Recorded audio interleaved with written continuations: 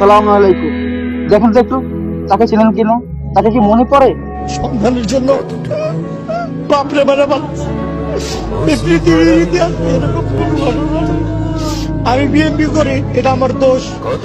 এটা যদি আমার দোষ হয় তাহলে ইনশাআল্লাহ এই বাংলাদেশে আওয়ামী লীগ করাও একদিন দোষ হবে ইনশাআল্লাহ।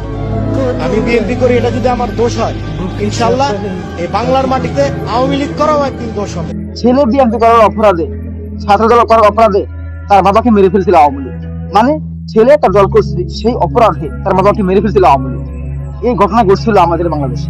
চিন্তা করুন একটু, কত ভয়ঙ্কর ছিল আওয়ামী লীগ। তারা এই দেশটাকে এক নায়কতন্ত্রে তারা সারা জীবন রাখতে চাইছিল। তারা চাইছিল যে আওয়ামী লীগ ছাড়া যাতে আর বাংলাদেশে কেউ না থাকে, ইভেন বিএনপিও যেন না থাকে। আজকে আপনি দেখুন, সেই আওয়ামী লীগের জন্য, সেই আওয়ামী লীগকে ভোটে আনতে, নির্বাচনে আনতে কত চেষ্টা করতেছে বিএনপি। অথচ গত 16 বছর ছাত্র দলের কর্মীরা কত জনের প্রাণ দিছে, কত জনের হাত হারিয়েছে, পা হারিয়েছে, চোখ হারিয়েছে, সারা জীবন জেলে কাটাই দিছিল। আমি একটা কথা খুবই ওপেনলি বলি, আমি লুকাই বলতে পারি না। আমি এটা বলবো যে সত্যি সত্যি ভাই, একটা কথা সত্য কথা, ছাত্র দল করতে করে জ্বালায়। তাদের যে সাহস, তারা যে কাজটা করে তা ওপেনলি করে। আমি ব্যক্তিগত ভাবে শিবিরকে অনেক ভালোবাসি, অনেক পছন্দ করি, কিন্তু শিবির অনেক কাজ করে লুকায় লুকায়, যেগুলো তাদেরকে মানুষের সামনে জিনিয়াস হতে সাহায্য